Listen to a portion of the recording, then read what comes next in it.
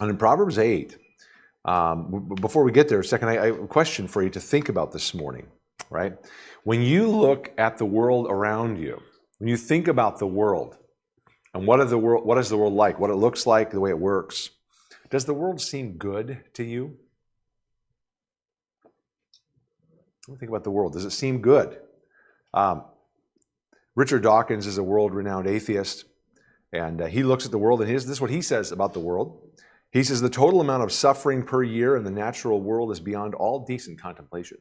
I can't do a British accent, or I would try to mimic him, but I can't do that. But anyways, it just sounds like something a British person would say. Anyways, decent contemplation.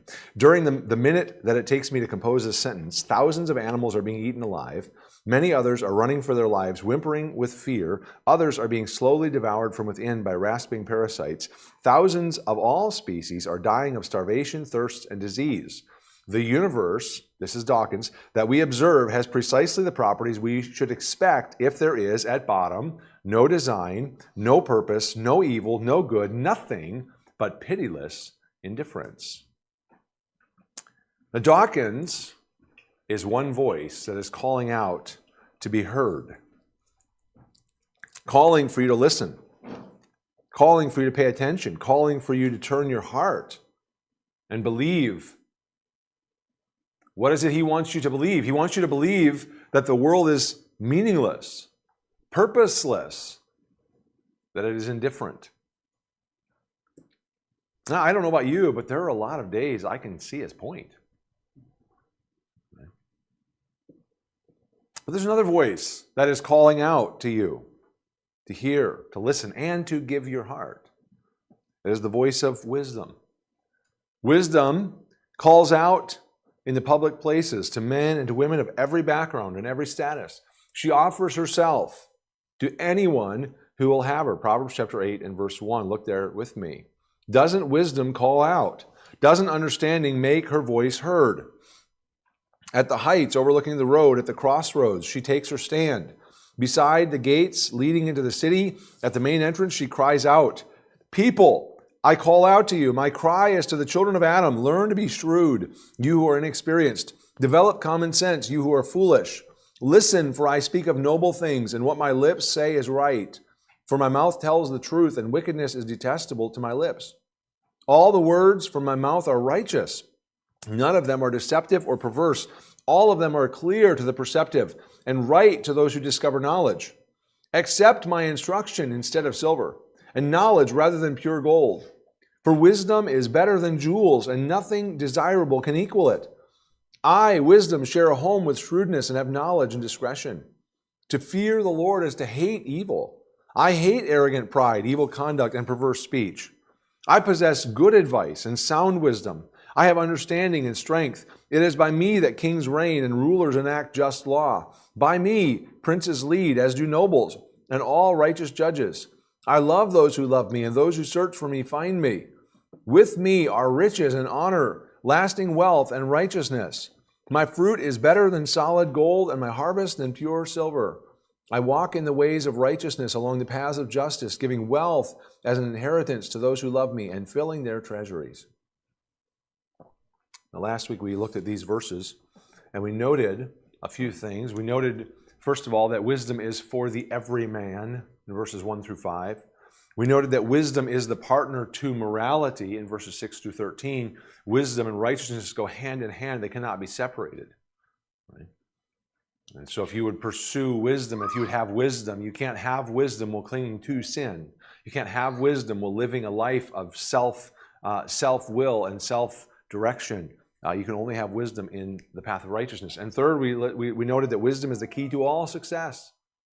Whether it's government authority ruling well, or even developing and growing riches and wealth. Wisdom is the key to that. This is a key to success. And we can amass power and wealth, but if we don't have wisdom, they will be destructive to us. And so we saw those things last week. These were the principles we saw there, but there's a fundamental problem that we have.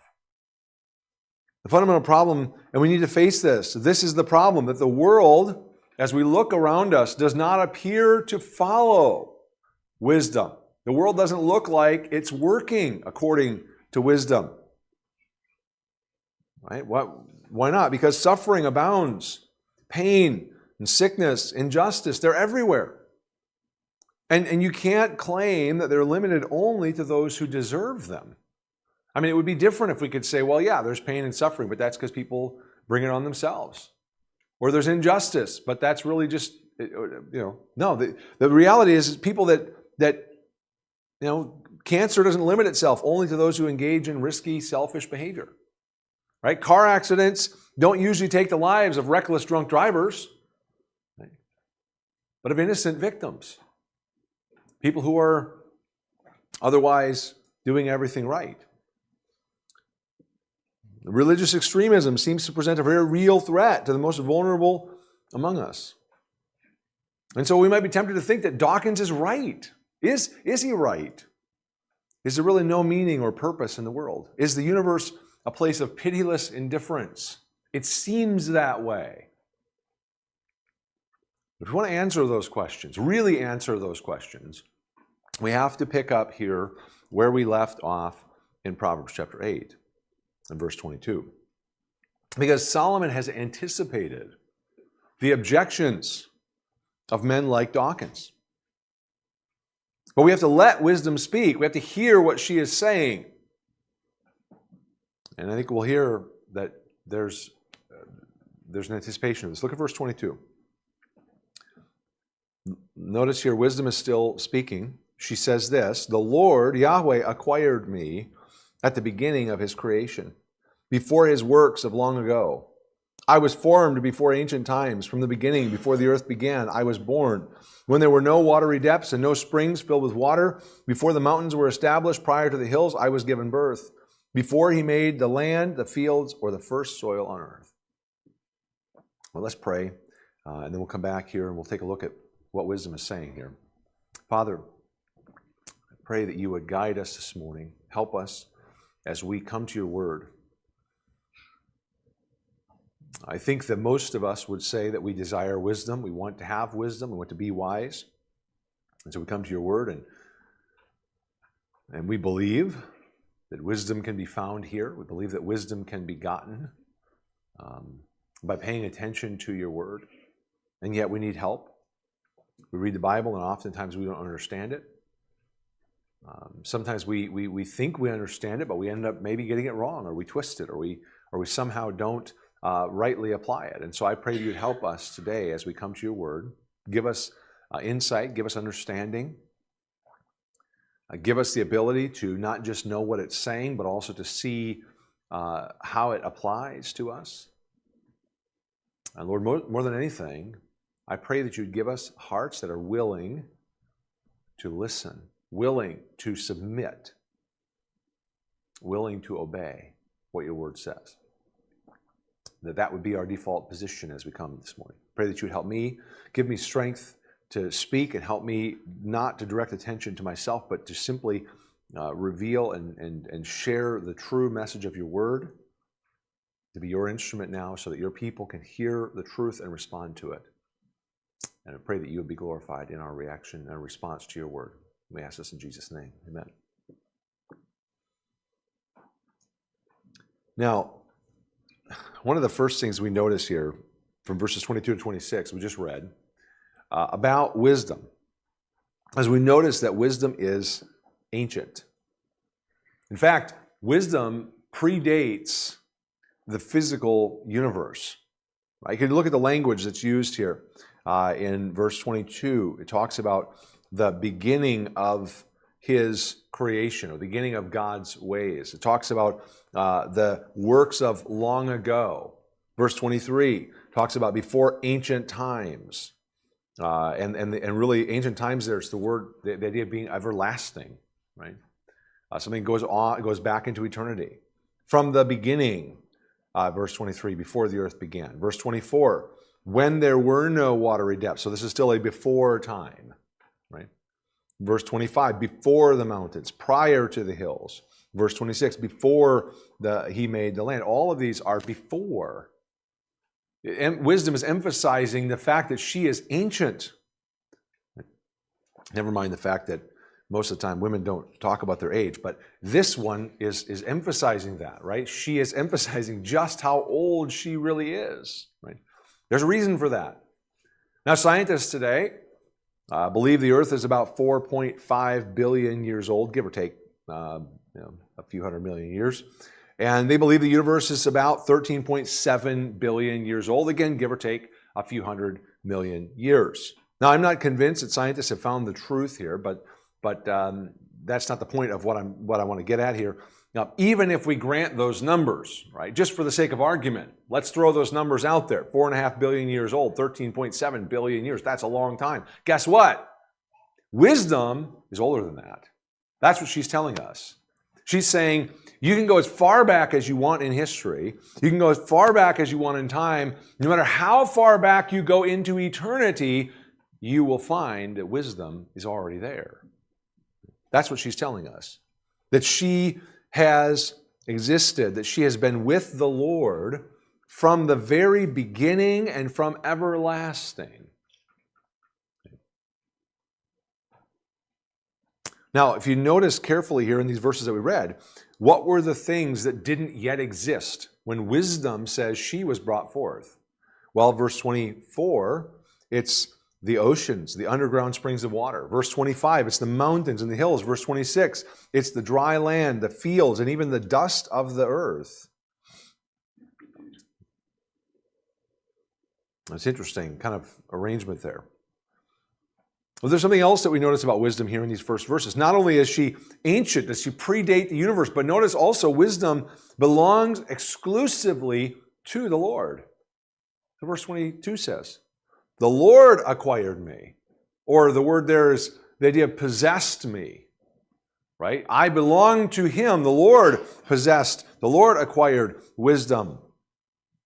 Okay.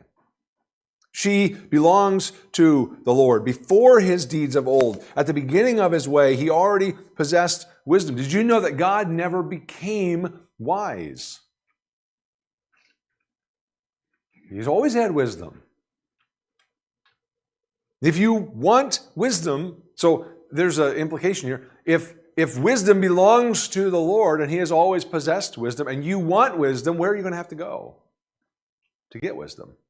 You have to go to the Lord, right? You have to go to the source. That means you can't get wisdom by looking at a telescope or a microscope. Although, and please don't misunderstand what I'm saying, right? I have a background in the sciences. I love science. So looking at a microscope, looking at a telescope, that's great. But you can't get wisdom there. You cannot get wisdom by looking at the creation, looking at the world, because wisdom was here before the world, and wisdom belongs to God. So you're not going to go somewhere else and get wisdom. If you want wisdom, you have to go to him. You can't get wisdom by listening to a guru. You can't get wisdom by listening to a TED Talk speaker either. Okay, just so you know that, right? You have to go to the source. And the source is the Lord, Yahweh. That's his name. He is the source of wisdom. Now, it's interesting because we're just looking at those verses 22 to 26, and I'm kind of emphasizing here that you can see the creation of different parts of the world in order, and it actually maps pretty well onto the first days of creation from Genesis 1. You can kind of trace that out. You can see there in verse 22, it's kind of like, the before in the beginning, right? Before there was anything, there was God, and there's wisdom. But you can see the forming of the earth itself in verse 23. You can see the waters in verse 24.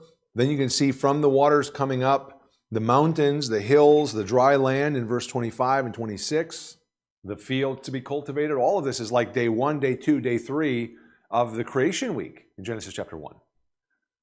And so if you take these verses and you map them over Genesis 1 through 10, you can see they correspond. Right? Well, he does the same thing, kind of repeats that here in the next verses. Starting in verse 27, going down to verse 31, he's going to repeat the same sequence those first 3 days of creation. But then what is he going to do? He's actually going to go from day 3, he's going to jump ahead to day 6 of creation, of the creation week from Genesis chapter 1, because he's going to jump to the pinnacle of creation. So notice what he does again, verse 27. I was there, wisdom speaking here, I was there when he established the heavens, when he laid out the horizon on the surface of the ocean, when he placed the skies above, when the fountains of the oceans gushed out, when he set the limit for the sea so that the waters would not violate his command, when he laid the foundations of the earth. Again, you can see there, trace out here again, the creation of the earth itself. The separation of the waters is described in Genesis. Then we have the dry land appearing, the foundations of the earth. And notice what he says then, what wisdom says then in verse 30. I was a skilled craftsman beside him. I was his delight every day, always rejoicing before him. I was rejoicing in his inhabited world. Inhabited by whom? Well, notice what he says. Delighting in the children of Adam, or the children of men. What she's doing here, wisdom is speaking here, again, referring to that week of creation, what God did during that week of creation. Establishing the earth, organizing and arranging the water and the atmosphere and in the oceans, and then establishing dry land and causing that to appear. And then what? The pinnacle of creation week is what? It's man. So understand something here. Not only is wisdom ancient, and not only is she the unique possession of Yahweh, who's the Almighty Creator, but there's something else here. Wisdom is more than just an observer. She wasn't just passively sitting by watching these things happen. She calls herself a skilled craftsman, or other translations will call her a master builder or a master workman here. Wisdom is the craftsman, not just an observer, but a participant in the work of creation. Now, this is at the heart of the challenge that God gives to Job. If you're familiar with the story of Job, Job suffered horrible losses of all of his wealth, all of his family, even his own health, and he was in the midst of one of the most horrific trials that any person could endure. And his friends showed up to give him comfort, and they sat around going on and on for days about how they understood how the world worked, and they boasted and bragged about all their great insights, all their great wisdom. And in Job, I'm going to turn over there, Job chapter 38. In Job 38, the Lord, after listening to these men go on and on and on about their great wisdom and understanding of the world, he comes to Job and he asks Job a question. He says, who is this? Who is this that darkens counsel by words without knowledge? Okay. In other words, who are these people whose words produce darkness rather than light? In other words, when these people are talking, they make the hearers more ignorant. They don't make them wiser. Who are these people? And then the Lord asks a series of mind-blowing questions over the next 2 chapters. He says this, I will ask you, Job, and you will instruct me. Listen to that challenge. God says, Job, I'm going to ask you some questions and you're going to teach me. You have all this wisdom, you have all this knowledge, you teach me. Now look at what he says. Job chapter 38, verse 4. Where were you when I established the earth? Tell me if you have understanding. Who fixed its dimensions? Certainly you know. Who stretched a measuring line across it? What supports its foundations? Or who laid its cornerstone? While the morning stars sang together and all the sons of God shouted for joy. Who enclosed the sea behind doors when it burst from the womb? When I made the clouds its garment and total darkness its blanket? when I determined its boundaries and put its bars and doors in place, when I declared, you may come this far, but no farther, your proud waves stop here. Have you ever in your life commanded the morning or assigned the dawn its place, so it may seize the edges of the earth and shake the wicked out of it? The earth is changed as clay is by a seal. Its hills stand out like the folds of a garment. Light is withheld from the wicked, and the arm raised in violence is broken. Have you traveled to the sources of the sea or walked in the depths of the ocean? Have the gates of death been revealed to you? Have you seen the gates of deep darkness? Have you comprehended the extent of the earth? Tell me if you know all this. Where is the road to the home of light? Do you know where the darkness lives so you can lead it back to its border? Are you familiar with the paths to its home?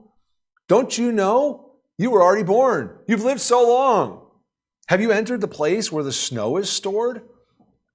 Or have you seen the storehouses of hail, which I hold in reserve for times of trouble, for the day of warfare and battle? What road leads to the place where light is dispersed? Where is the source of the east wind that spreads across the earth? Who cuts a channel for the flooding rain or clears the way for lightning, to bring rain on an uninhabited land, on a desert with no human life, to satisfy the parched wasteland and cause the grass to sprout? Does the rain have a father? Who fathered the drops of dew? Whose womb did the ice come from? Who gave birth to the frost of heaven when the water becomes as hard as stone and the surface of the watery depths is frozen? Can you fasten the chains of the Pleiades or loosen the belt of Orion? Can you bring out the constellations in their season and lead the bear and her cubs? Do you know the laws of heaven? Can you impose its authority on earth? Can you command the clouds so that a flood of water covers you? Can you send out lightning bolts and they go? Do they report to you? Here we are. Who put wisdom in the heart or gave the mind understanding? Who has the wisdom to number the clouds, or who can tilt the water jars of heaven when the dust hardens like cast metal and the clods of dirt stick together? Can you hunt prey for a lioness or satisfy the appetite of young lions when they crouch in their dens and lie in wait within their lairs? Who provides the ravens food when its young cry out to God and wander about for lack of food? Do you know when the mountain goats give birth?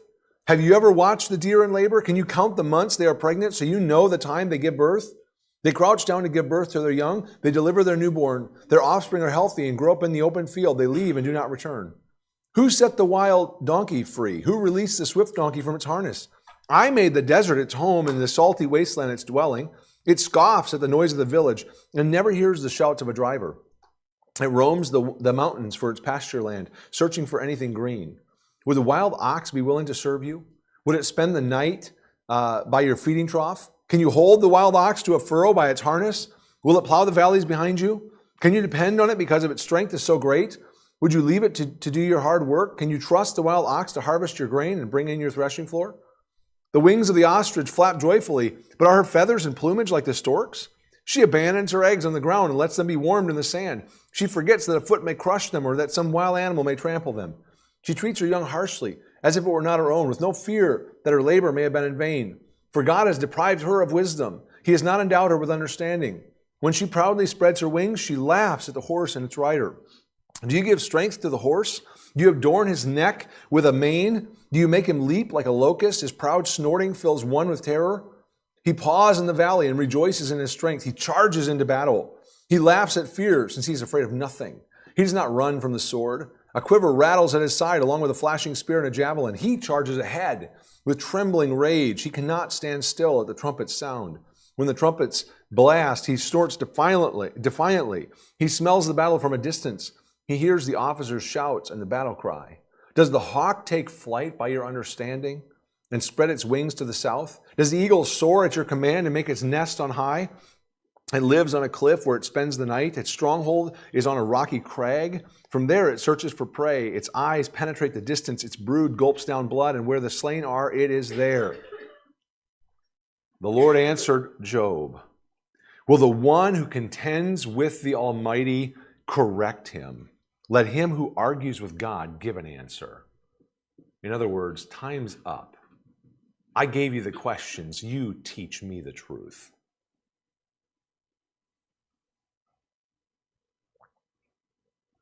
Can Job answer?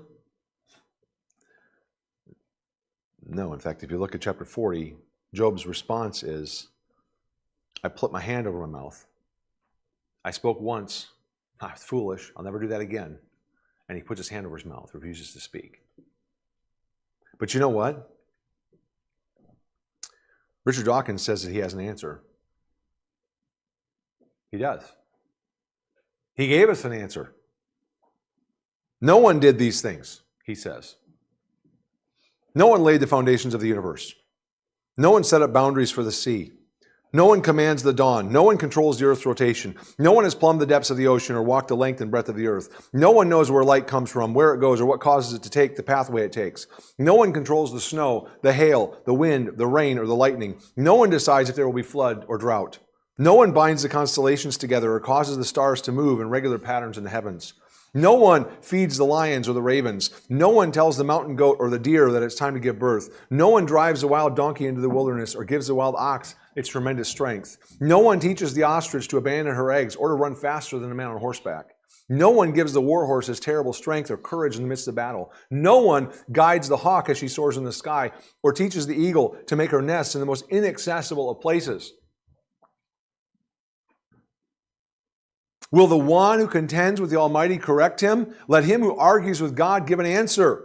And Richard Dawkins steps up to the plate and he says, God, you don't exist. You aren't almighty. These things just happen and no one controls them. They are utterly meaningless, marked only by pitiless indifference. But wisdom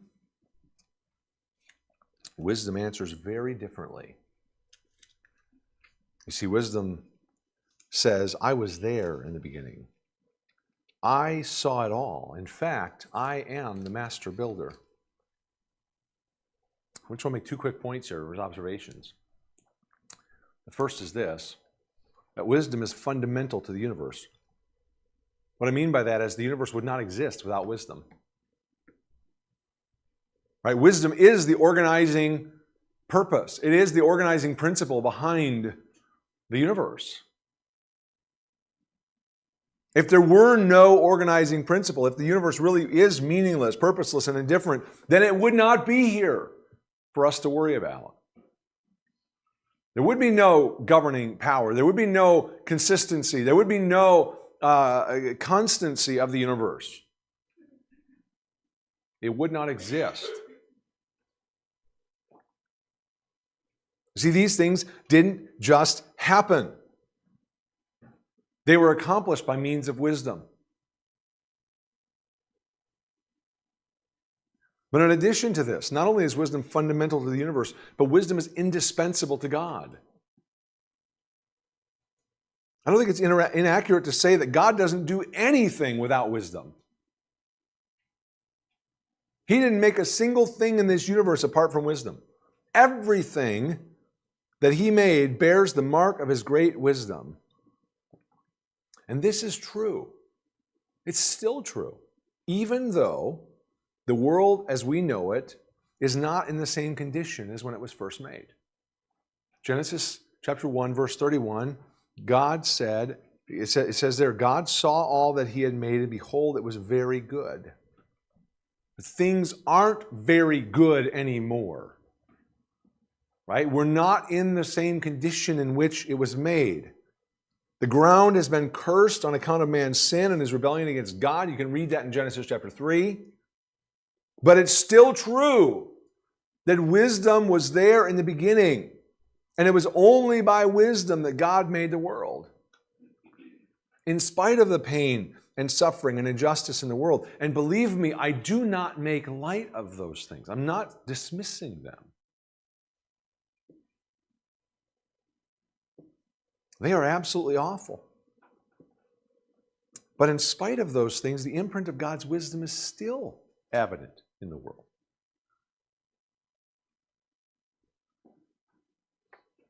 Now, there's one inescapable conclusion that seems to flow from this. As we were noting here, wisdom is before, it is above, it is responsible for all of creation.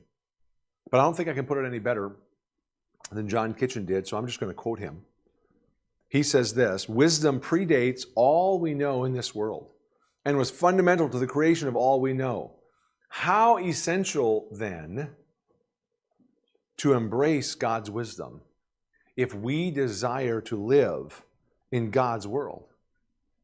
How foolish to attempt to live in God's world without pursuing, at all costs, His fundamental principle of creating the world. Get that. If God created the world according to His wisdom and everything in the world operates according to God's design and His wisdom, then it would be absolutely foolish, stupid, self-destructive for you and I to ignore God's wisdom. And if you want to be successful, if you want to live in God's world that was made according to His wisdom, the way to do that is to learn His wisdom. Understand the operating principle, the organizing principle behind the world. And then you will be able to see and understand how to live in this world. And you want to know why men like Dawkins say there's no purpose, no meaning, no real order, no transcendence, no wisdom in the universe? It's just this. Richard Dawkins and all the rest of the intellectual atheists out there cannot accept that wisdom is the principle behind creation because they do not want to come to God. They do not want to embrace His wisdom. They do not want to humble themselves and fear the Lord.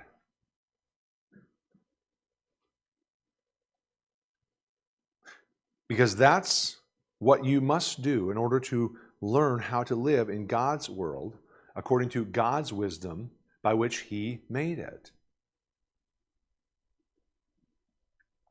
It goes all the way back to chapter 1, verse 7. The fear of the Lord is the beginning of knowledge. But fools despise wisdom and instruction.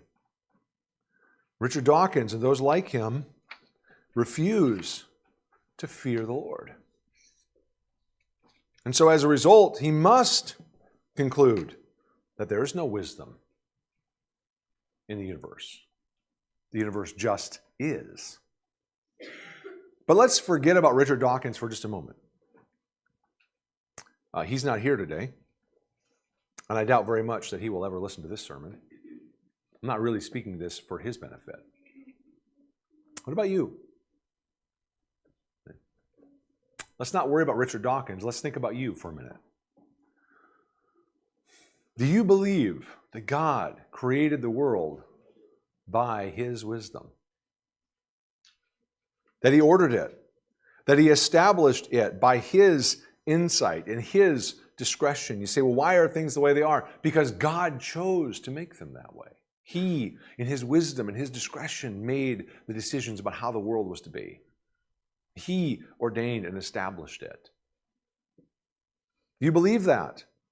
Do you believe that God not only created it that way, but that He sustains it in an ongoing way? That's one of the things we didn't really touch on here, but wisdom seems to indicate that she not only was there to be the builder of the creation, but that she's involved in supporting it in an ongoing way. Do you really believe that? Because if you do, then there is only one response that makes sense, and that is to embrace God's wisdom, to seek Him out, and do everything you can to get wisdom.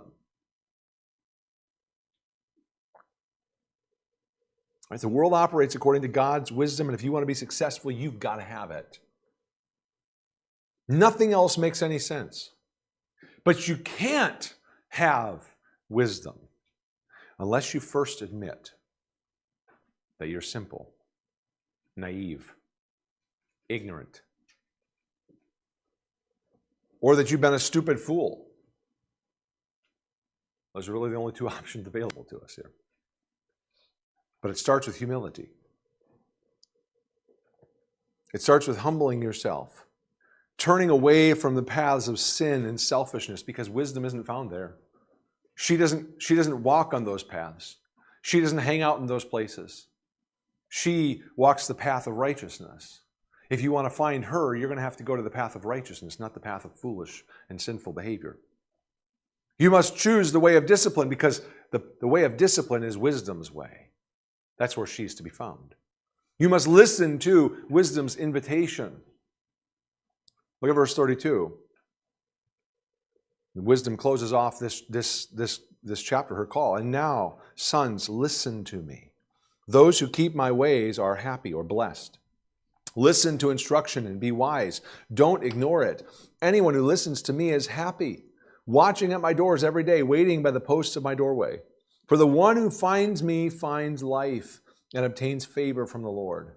But the one who misses me harms himself. All who hate me love death. The choice before you today is actually very, very simple. Not easy. Not easy. Don't misunderstand what I'm saying. Not convenient. Not cheap. But simple. It's simple because it's straightforward. Your choice is this. You choose either blessing or cursing. Choose divine favor, the favor of God, or choose a self-inflicted wound. Ultimately, choose life or choose death. That is the choice that you must make. Now, you can, this is within your power, you can be like the self-willed child. Imagine this with me. You were going to play a baseball game. And so we divide up into teams and we go out there to play baseball. We go out to the baseball diamond. Everybody's got their position. Everybody's assigned to their position, and you come up to bat. It's your turn to bat.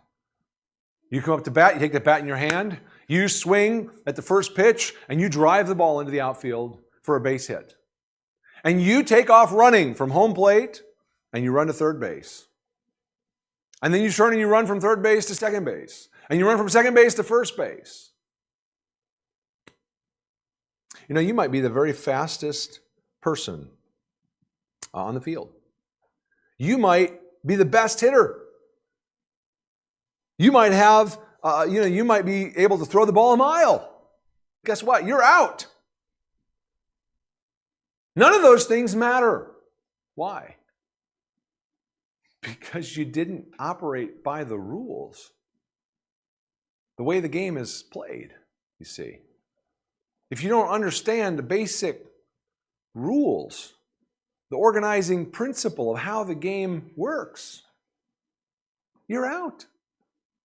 You don't win. You don't succeed.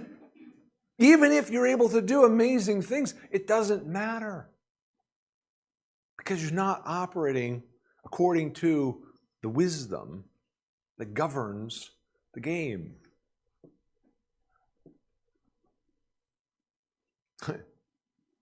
You can do this. That's your choice. You can live your life in the way you choose. You can ignore the rules of the game of life. You can live in whatever way you please. You can do what you want to do.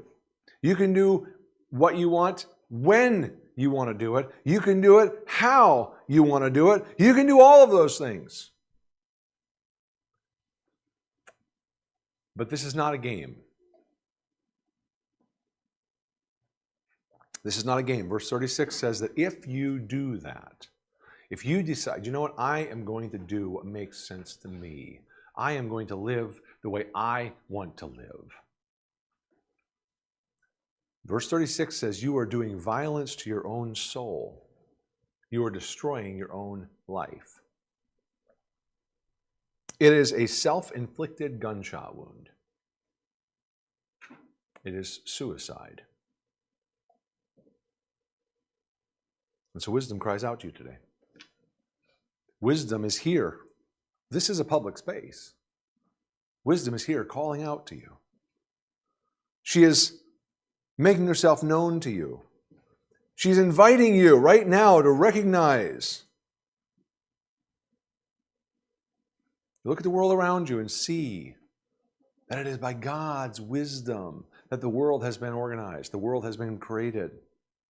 And you will only find success. You will only find favor with God. You will only find life, everlasting life, by humbling yourself before the Lord, by listening to the voice of wisdom, by seeking her with all your heart. How will you respond to her today? Let's pray.